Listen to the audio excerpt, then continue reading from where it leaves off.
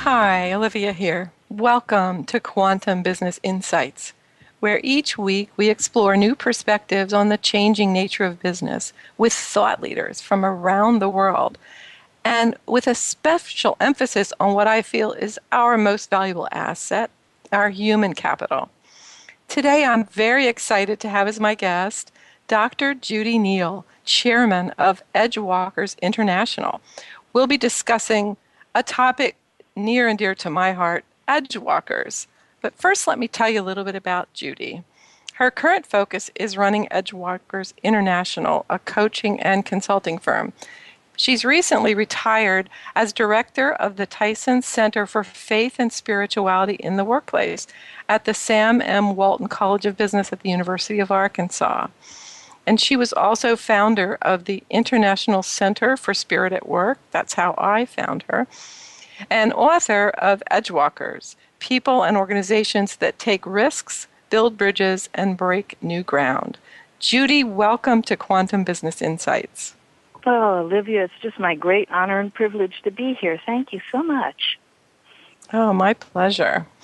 So, of course, I studied with you many years ago. When I found this work, it really spoke to me because I did feel like I lived in two worlds. I was in this kind of high-paced corporate setting, and then I had my own spiritual practice, and it felt like they were very disconnected. And then over the years, I found ways to integrate them. And when I read your book and took your workshop, I just felt like you had such a vision, not only for what I was experiencing, but what many others may be experiencing and what is so needed today.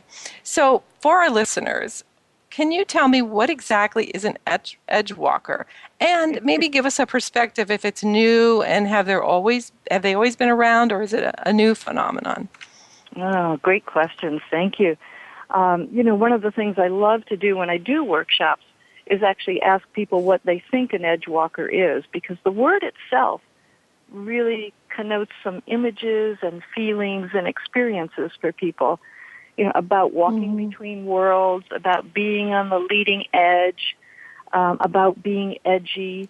And so an edge walker is, the basic definition is there's somebody who walks between worlds and that they integrate them.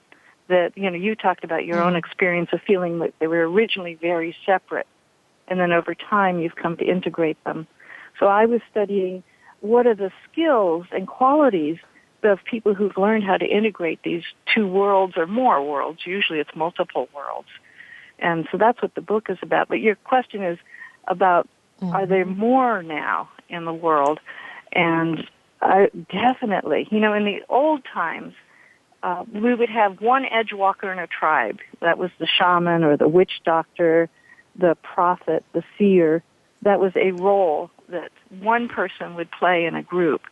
But our world has gotten so complex and so fast and so unpredictable that I think something's evolving in humanity that allows us to deal with this greater complexity and to use a greater kind of intelligence.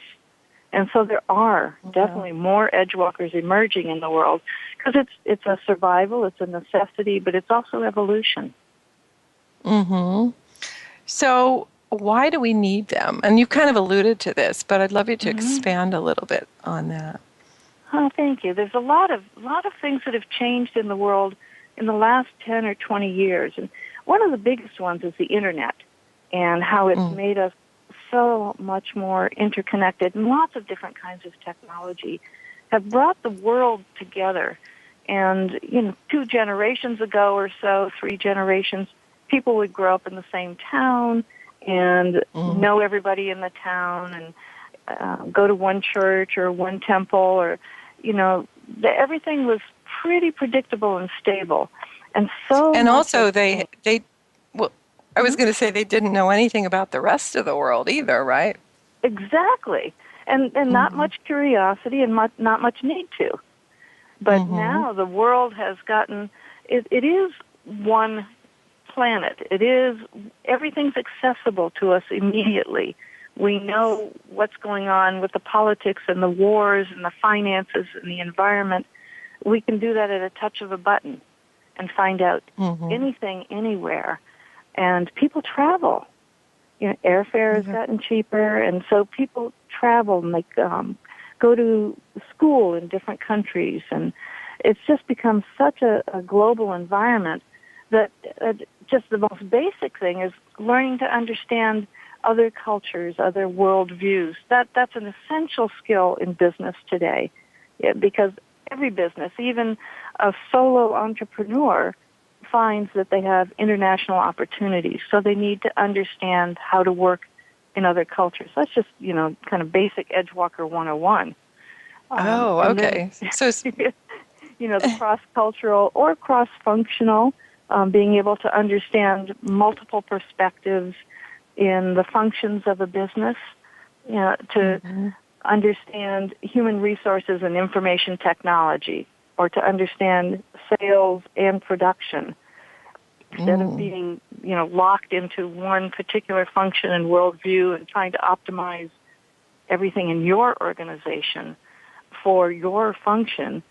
People that are successful and companies that are successful are encouraging people to look cross-functionally and holistically. And so that falls right into the ballpark of the Edgewalker skills and qualities. But beyond that is also the spiritual aspect. The ability to sense the invisible, the things that there aren't empirical evidence for, but there's an internal knowing, an intuition, a trusting, or even like you talked about your spiritual practices, to hone one's spiritual practices so that you are more clear about who you are, why you're here, and open to spiritual guidance, whatever what form it might take for you. It's different for everyone. well, and there's this big push now for CEOs. The book Blink and other research shows that CEOs may not have spiritual language, but they always say they can trust their gut or they have good intuition. The really successful ones. So, yeah, that's kind of right along those lines. So you mentioned, and in your book you have the Edgewalker qualities of being. Can you tell us a little bit about those? Okay, and maybe I should say a little bit about where they came from, because this is research-based. My background is academic. I have Ph.D. from Yale and studied organizational behavior, and then went into corporate world and was an organizational development consultant for Honeywell and other companies. And so I have both the research interest. I'm always curious about, understanding at a deeper conceptual level of things. And you're the same way. That's why we connected so well. Right. Exactly. You've got that same academic curiosity, but then how do we apply it? And the questions come from what's needed in business. So how can we use research tools to help business be better? So I interviewed as many leaders as I could find who were open about their spirituality, their faith, their religion, and who were also very successful. Because when I first started this research in the 90s, the typical attitude was spirituality or coming from a religious or faith perspective was too airy-fairy. That wasn't practical. That was new agey or unrealistic. Those were the judgment words around somebody who was trying to live their faith or spirituality in their work. And so I wanted to find people who weren't airy-fairy and who were deeply spiritual. And I thought it'd be hard, but it wasn't. It was just amazing that they're so. Actually, what I love is the research by Parr-Rud and Sherry Anderson around cultural creatives. Are you familiar with that? I am. That research says that there's 28% of the population are really openly curious about spirituality or trying to live from spiritual values, sustainability values, cross-cultural values. So essentially, for me, that's just another measure of Edgewalkers, and that's the fastest growing demographic group in this country and in Europe. Really? Wow. So, so I was interviewing these people. It's not hard to find them if you start asking around to find people who are really deeply spiritual and very practical. I interviewed them and asked them questions about their life history and about their career and how they make decisions and what inspires them. And from what they told me, and I also said, when you're facing change, what helps you? What do you do? Right. When you've got to make a major decision, what skills do you draw on? How does your spirituality help you? And questions like that. Mm-hmm. And so I found when I analyzed all the data that there were 5 qualities of being. They seemed to be just everybody I talked to had these qualities in some way. It just seemed inherent to who they were. And there's certainly things people had worked on and improved, but it just seemed easy for them to live these qualities. So their self-awareness, passion, integrity, vision, and playfulness. Ah. Yeah, the last one catches people by surprise, and it actually caught me by surprise because a lot of these things like self-awareness and passion and integrity and vision are in many other people's models in some way or another. But the playfulness one it just jumped out at me as this. I remembered my experiences with these people and stories they told me, and this whole sense of humor and creativity, spontaneous creativity. And I realized that if you have someone who's focused on the first 4, the self-awareness, passion, integrity, and vision, all of those are intense. There's an intensity to them.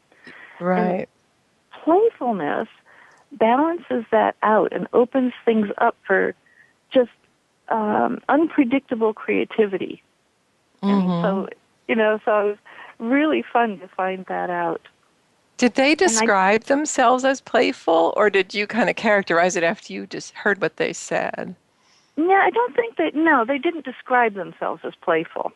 And it was just something that I really saw, and I've got stories in the book about some of the playful things that CEOs and others did. And in a culture where there's a CEO with a sense of playfulness or humor, there is such a sense of community and bondedness and high trust. It's amazing what a difference that sense of playfulness brings to the whole culture of the organization. Yeah, and I also think it would really inspire more creative thinking, which they all want now. So what a great idea. Absolutely. Yeah, absolutely. So I think it's critical, and it was a fun thing to discover. And then when I was writing the book, I thought I'd better do a little bit of research because this isn't anything I had come across in any of the management books. I was teaching management at a university. I never came across anything talking about playfulness or humor or spontaneity. So I started doing some research on it, and I found this wonderful book by a man named Lawrence Gonzalez called Survival, and the subtitle is Who Lives and Who Dies. And it's one of those, a lot of things just fell in my lap as I was writing the book. I mean, I could do a whole show on just the synchronicities and miracles that happened when I was writing the book, but that particular book was that would one be fun. of them. Let's plan that. Yeah, it would be. It's like, how does an Edgewalker live? Well, this is how Judi wrote her book. Yeah, really. Miracles, spiritual guidance, all kinds of wonderful things. By the way, I never even put in a book proposal for that book. I mean, that's just another one of the miracles. Someone I kind of synchronistically talked to said, I'll write the book proposal for you, and I'll push it through the system. It's just unbelievable. That's attraction. Then you know it's the right thing, right? Oh, absolutely.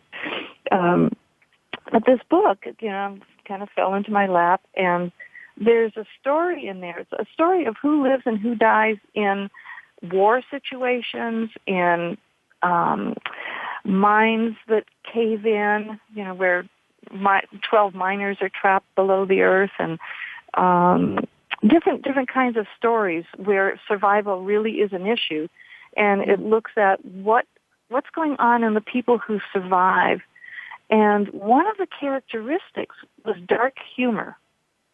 Wow. They could tell, I mean, they could predict if someone could use humor in a life-threatening situation, they were able to switch the thinking of everyone that was around them. And because what happens with humor is it's a higher order intelligence. When we're in a survival situation, if you go into fear, you're going into the amygdala, the lizard brain, the fight or flight part of our brains, which is not rational. It's instinctive, and it does not solve problems. All it does is mobilize your muscles to run or curl up or, whatever you've got to do when a tiger is coming. It doesn't solve problems. And humor is like this switch that lights up the brain and moves you into the higher order thinking, and then you can solve problems. Wow, that's fascinating. I would also think it would relax people, like in a case where there's a limited amount of oxygen, for example, they might start to breathe more slowly or, right. But to be able to, and I've always loved humor. And so, and I've had people, especially puns, and people will criticize me or mock me for loving puns. And I always said, well, they're a high form of humor. So maybe that's true. Well, now you can say they're a high form of intelligence. That's right. That's great. Yeah. So if you were in a cave that's closed in, you'd want me as company. That's right. Yes, exactly. We'd be telling jokes and surviving. Exactly. Yeah. So, can you talk about some maybe famous people that would be well known that you see as leading edgewalkers? No pun intended. Oh yes, maybe it was intended. Maybe, yeah, subconsciously. Yeah. Well, Steve Jobs would be, and I didn't interview him, but I think he was a poster child for edgewalkers. I mean, he was a Buddhist. He had a meditation practice, deeply spiritual, and although he had a volatile personality that everybody's got their dark side. He was brilliant. He was intuitive. He was creative. He was charismatic. Definitely visionary. I mean, he changed. He changed the whole industry. He was playful. We haven't talked about the skills yet, but one of them is risk taking. He was clearly a risk taker, and so he would be one of the people that's very well known. And just to give you a little, I saw this morning that I think today's the 30th anniversary of the introduction of the Macintosh, which was the beginning of it. Yeah, so what a timely day. A synchronicity. Yeah, that's beautiful. Well, Steve must be in on this call in some way. Exactly, we're channeling him. Yeah. So who else comes to mind? Well, let me talk about some people who may not be as well known. One of them is a CEO of a company in Canada, in Montreal, and his name is Robert Ouimet. His last name is spelled Ouimet, and Robert is like Robert, only in French, Robert Ouimet. Yeah. And his father founded a food company, a food processing company, and the company is now about 80 years old, and Robert himself is pretty close to 80 years old. And he grew up a Catholic. He's deeply passionate about Catholicism, particularly the social action part of Catholicism. There's a name for it that I'm not remembering of that particular form of Catholicism. And he met Mother Teresa, and Mother Teresa changed everything for him. And, for him, it had been very separate. The spirituality, his faith, had nothing to do with the rest of his life until that point. And she convinced him through just a few words, as she was so good at doing, that he needed to live his spirituality through his company and through his family, and that it had to be all integrated, and that God is the word that he uses and most people use, that everything was given to God, his life, his family, his business. And he has implemented 14 different concrete spiritual practices in his company. He calls them spiritual practices. Wow. He measures them every 2 years. They measure how well these practices are being implemented and how well they support core values of the company that are spiritual values. And they, things like they have what they call a silence room, which is a meditation room, and anyone of any faith can go. So these are optional practices? Everything is optional. Wow. And that is essential in implementing spirituality in the workplace. First of all, because you'd break the law if you insisted people. I wasn't sure about Canada, but yeah, probably. Yeah, Canada would be very much the same.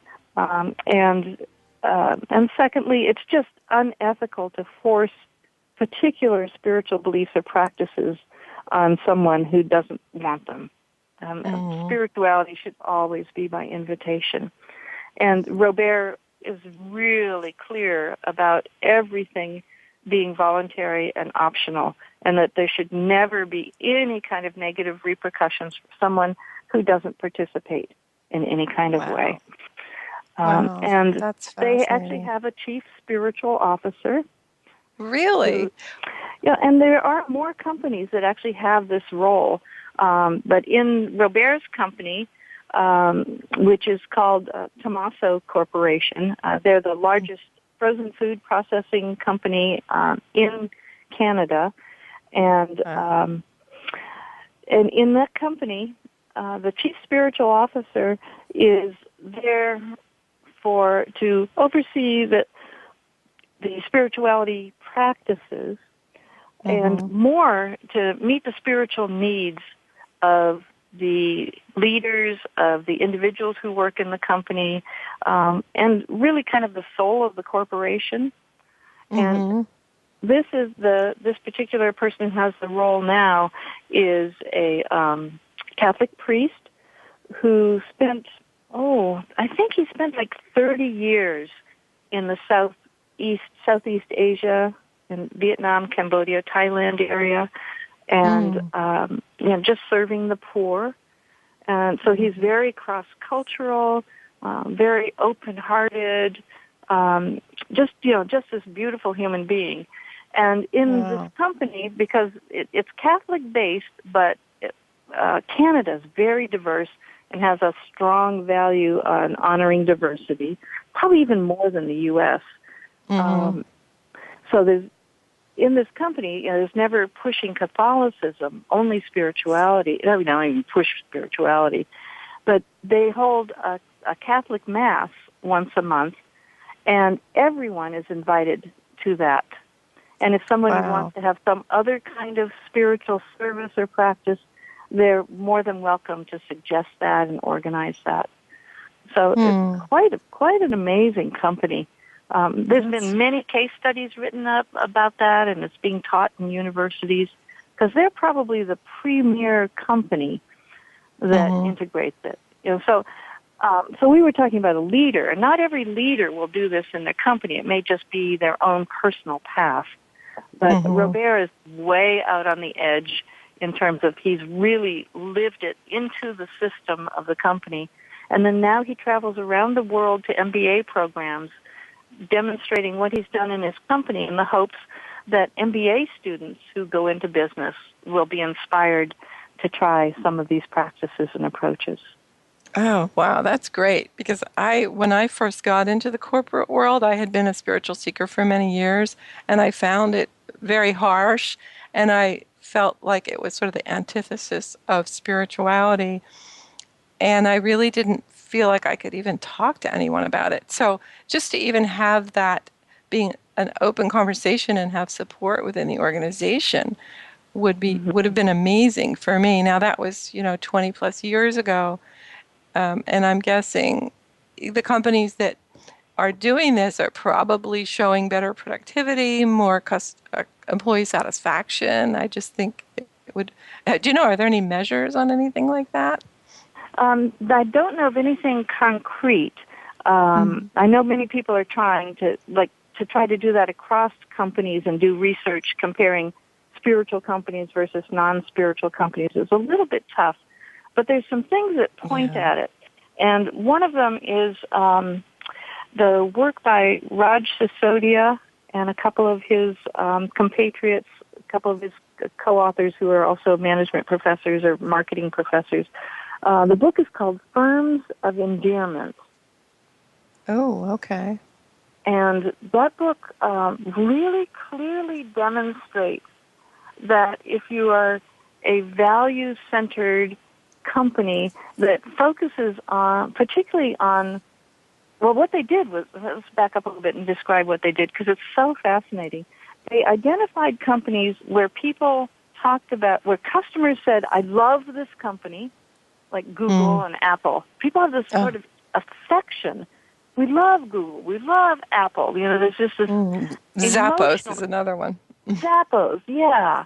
Yeah, and the shoes, the Tom's shoes, I forget the name of that.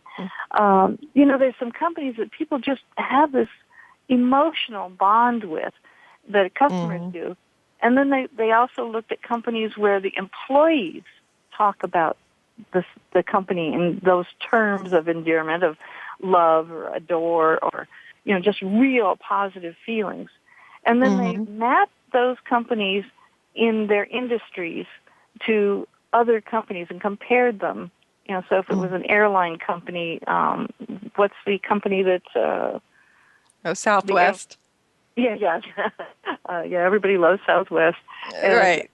You know, so they compared those companies to others in the industry and found that they way outperformed them.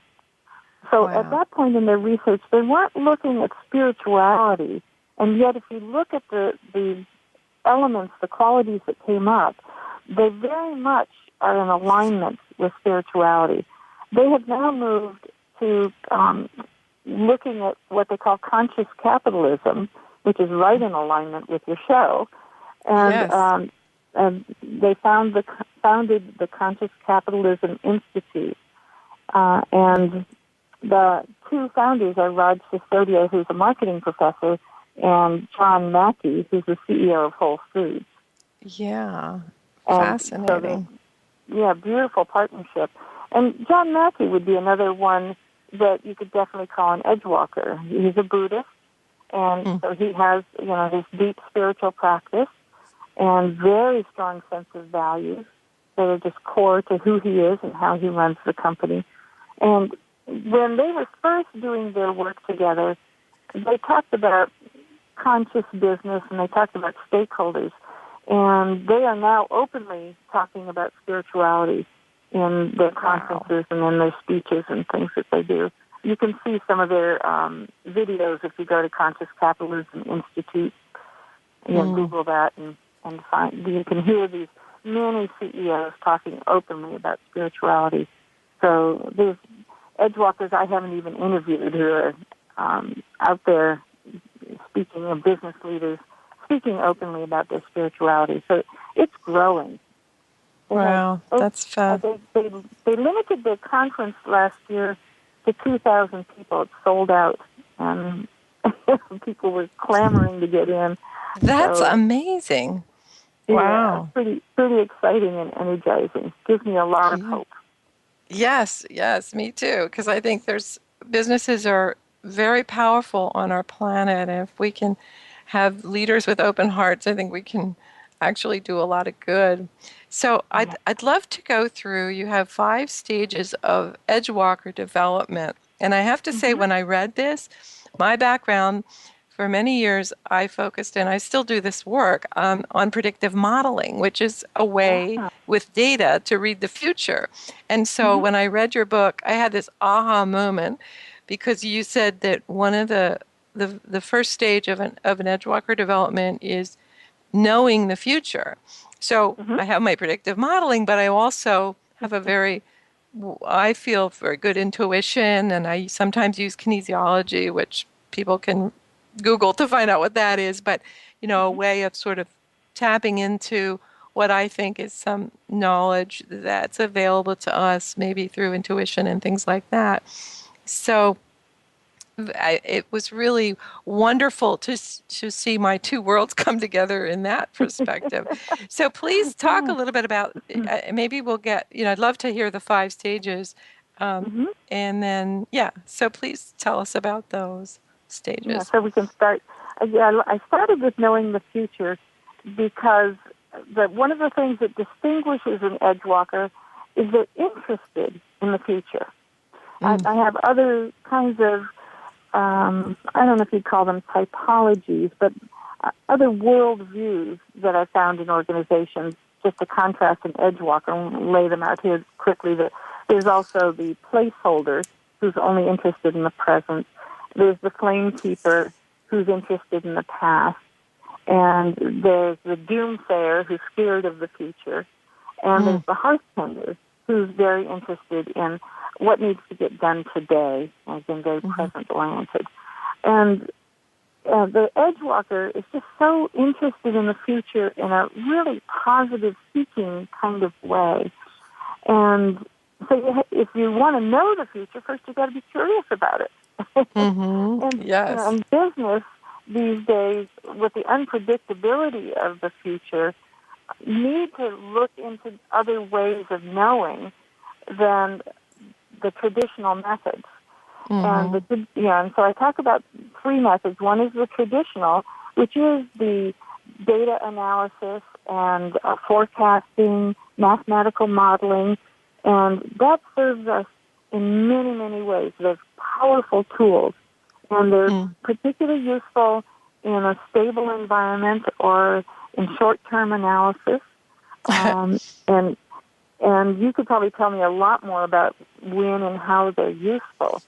Well, just when you said Go ahead. stable and when you said stable environment, I chuckled because that's one of the reasons I think these other ways of knowing the future are becoming more important because, as you know, things are not stable. They used to be very stable years ago, and these models worked really well, but you can't count on it anymore for any real length of time. So, yes, Right. I love that. Yeah. Yeah.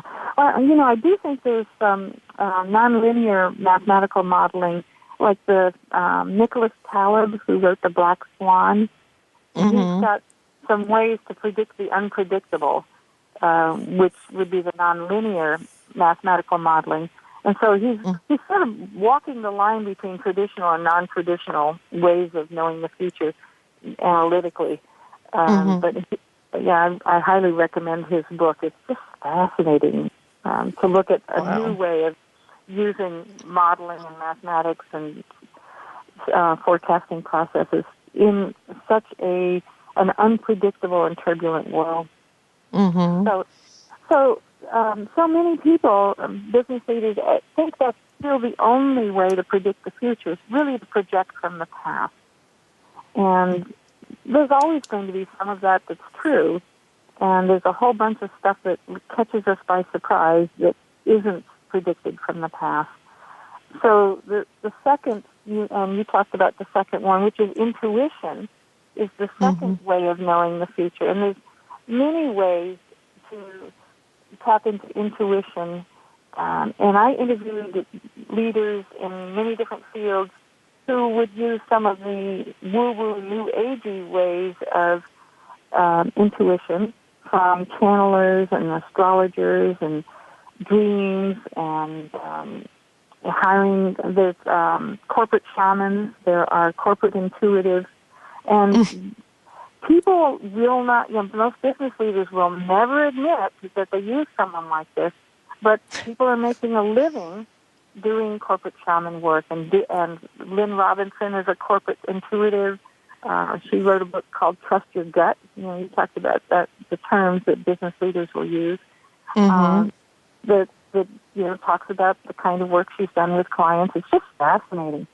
And Wow. people keep using folks that have a strong intuition because it works for them. They wouldn't keep doing it if it didn't work. So something's going on.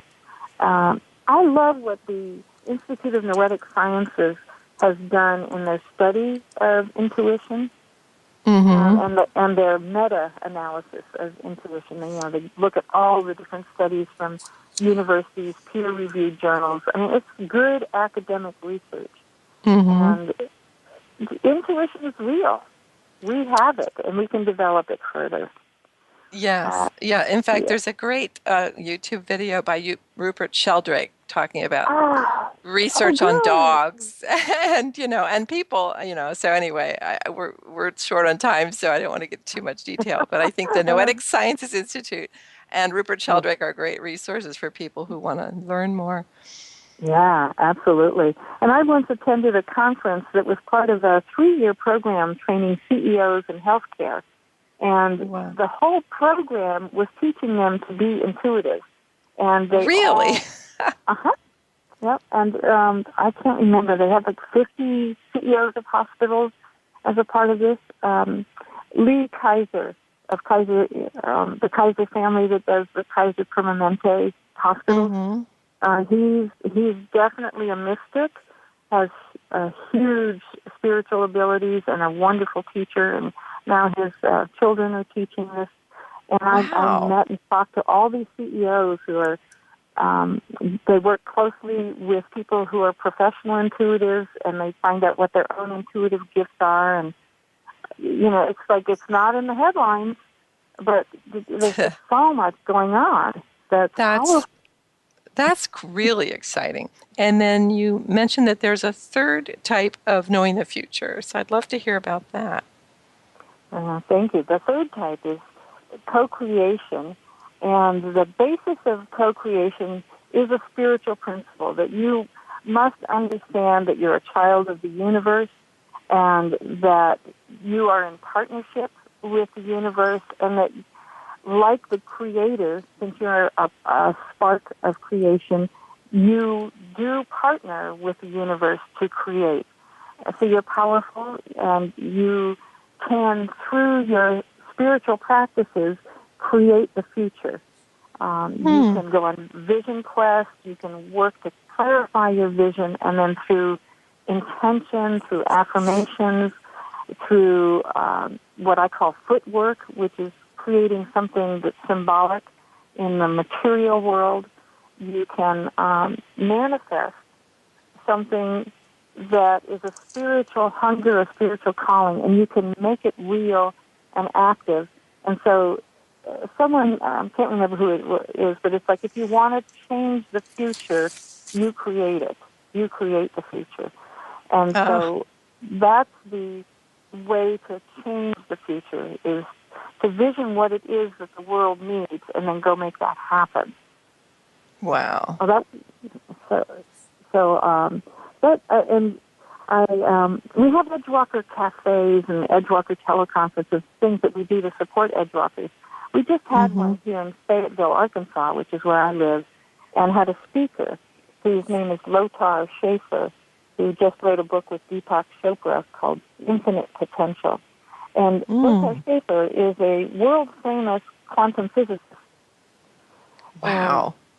he he has looking deeply, deeply at quantum physics and the way the universe is built, has talked about how there's the invisible world of waves and there's the visible world of particles, and Mm-hmm. that is really holographic for everything. And so we have an invisible wave side of us as a human being, which is full of potential and unpredictable. And then when it gets focused, it pops into material reality and Mm-hmm. then becomes manifest, just like the quantum bits of reality do. We're part of the universe, and so that's how it works. And we're so full of potential Well, that you can't even begin to realize. It's so exciting to see quantum physics talk in spiritual terms. well, and I will say that that's the inspiration for the name of my show, Quantum Business Insights, because I actually started reading about quantum physics years Mhm. ago and saw how with the rapidly changing world, if we tapped into some of these principles, like the idea that we can create our future by intention and visualizing what we want to create, that quantum physics actually supported that, and that to me was really Yeah. fun. So I wrote Mm-hmm. the book Business Intelligence Success Factors, which basically is about the the business intelligence and the data and the growth of the technology industry is creating this much more volatile world. So we have to have these other capabilities to be successful. That's kind of the idea. And really the idea of the show is to allow people to understand this stuff and to know how truly powerful we are. And when you were saying co-creative, I also came to mind how that could be done with other people. So, are you familiar with the wisdom of crowds and how you can actually come up with something that's more accurate by blending a lot of people's ideas? Is that something you've read about I'm or? not. No, I know about the Delphi technique, which is it may be an approach that's similar. I haven't heard the term wisdom of crowds, and I like it. Yeah, so there's a book called that a Mm-hmm. fellow wrote after he heard about a story, and he did some research about this where some man was at a county fair, and people could bet how many beans were in a jar, and so people got the guesses were all over the place, but when he averaged them, there were over 1,000, and the average came out to something really, really close. And so he started researching this, and he said, we can see this in the stock market and how it changes. It's like anything where a lot of people put input, we're going to get more truth than if one person guessed individually. So I just found that really fun, and kind of fits with co-creating the future that we do this as a group as well. Yeah, if we were able to have a shared vision and shared intention, then everything can shift, and it can shift in a quantum way, which is a quantum jump from one Yeah. level to a higher level of complexity. Yeah. Wow. So, So we only yeah. have about 9 minutes, and I'd love to get through the subsequent stages. We may not be able to get into that much detail, but there's 4 more stages to Edgewalker development. So I'd love to hear about those. Okay. Well, the second one is risk taking, and it's funny because Edgewalkers, when you interview them, they'll talk about taking these major irrational risks that everybody says you're crazy, and they're very successful. And afterwards, people say you're brilliant. And but Right. when they're taking them, people cannot understand why they're doing it. But the Edgewalker at that time does not feel like he or she is taking a risk because there's this gut level knowing, and it kind of goes back to the intuition and a sense of vision about where they're going, that they just really trust that making this big leap is absolutely the right way to go. And Wow. so that's the risk taking. Now, manifesting is really kind of what we're talking about when we talk about affirmations and intentions and focusing your vision and collaborating with others. So that's taking something that's inspiration from the invisible or spiritual world or whatever language you want to use, but it's a thought, an idea, and turning it into reality. And so it's a bridging between those two worlds. And it has a lot of business practicality in terms of, being able to be organized and reach out and network and all the kinds of things that we're taught. But its basis is spiritual. And then the next one is focusing. And focusing has very much an inner practice aspect to it of being able to practice through meditation or prayer or contemplation or time in nature where you just get very present, very focused, and get your mind used to focusing. It also has an aspect like Mahalyi talks about in flow. When you do what you love, you're so focused, like you are right now, Olivia, that you don't notice time passing. Exactly.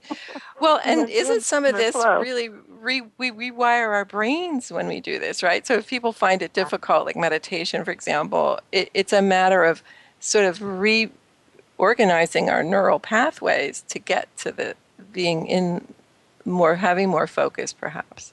Right. And so there's that inner practice of focusing, and it's practice. You just practice it. It's an exercise. Hmm. And I know so many people get discouraged because they say, I do it, and my mind still is busy. And it's like, well, yeah, you're human. It's never going to get Yeah, really Pima quiet. Chodron talks about that. Just do it Yes, anyway, right? just do it anyway. It's the practice. It's the trying to do it that really matters. And then there's the external part of focusing, which is time management and prioritizing, and the stuff that's typically taught. But they're blended. Hmm. You got to do both. And then the last one in the book, I call it appreciating. But in the research we've done, because we measure all of these now, people can take a profile and see where they are on the qualities and skills. It's called the Edgewalker profile. And we found that the elements of what I called appreciating are actually more like what Malcolm Gladwell calls connecting. That it's Oh, okay. making connections, so that's the new term. It's making connections between ideas and things and people and stuff that normally doesn't go together. The Edgewalkers have the ability to see the connections that others don't see, or to make connections between people, or to connect and see the oneness, the similarities in cultures. So they just have a way of seeing and acting on that seeing. That's the connecting part. So that's the fifth skill now. And it used to be called appreciating because it's like the law of attraction, that what you appreciate, what you pay attention to, what you give energy to grows. And so why not pay attention to good things? Because that's what you want to have grow. Right. Well, thank you. That's amazing. So we just have a couple minutes, and I'd love to have you share a little bit about. You did mention that you have calls, so people can go to edgewalkers.org and get more information, right? Right. Yeah, we And do. tell We us do about some monthly of the tele. things. Mm-hmm. Pardon? Yeah, I'd Go love ahead. to have you share with my listeners some of the things that you offer. You have the monthly conference calls, you said, and what Yeah. are some of the other things that Well, are and I just there? want to say the next month we actually have an intuitive, a corporate intuitive as our guest. I don't usually do guests, but we get her once in a while. A woman named Sharon Massoff, and she's going to do intuitive readings on the phone for people. So Oh, how that'll be different. fun. That'll be different. And so all the phone number information is on the edgewalker.org website. We do Edgewalker cafes. There's some in different places. The weird places that we have Edgewalker cafes are Houston, Fayetteville, Arkansas, where I live, and Dubai. Wow, Because that's we have awesome. I Dubai. have a Very business partner in interesting. Dubai and some in Germany. It's an international organization. Wow, And that's others great. that want to start an Edgewalker cafe or a book study group, I'm preparing some materials to help them do that. Oh, And great. yeah, and we do coaching and we do training sessions and Edgewalker retreats and just ways to share this whole concept and to help the Edgewalkers who often feel like they're alone and crazy because they're out there on the edge. There's not a lot of people Yes. that support this kind of edginess. And yet, Mm-hmm. there's so many of us in the world who are wanting to do good things and Well, wanting to use our spirituality and wanting to be more of a global human. And so as well, we come together, we give each other courage and inspiration. well, that's wonderful and such a great way to close. So we are out of time. Judy, thank you so much for being my guest today. I hope you'll come back and visit us again. Oh, Olivia, this was really fun and very, very energizing for me, and I hope for your listeners as well. Thank you so much for inviting me. Oh, my pleasure. So next week, my guests will be Robert Johnson Jr. and John Kleiman of Insigniam, and we'll be delving into the power of strategy innovation. So we'll learn how to create an innovation strategy that enables enterprises to innovate through identifying new strategic frontiers, generate creativity and executing growth opportunities on those frontiers. So you won't want to miss this. Thank you all for tuning into Quantum Business Insights. I'm your host, Olivia Parr-Rud, and we'll see you next week.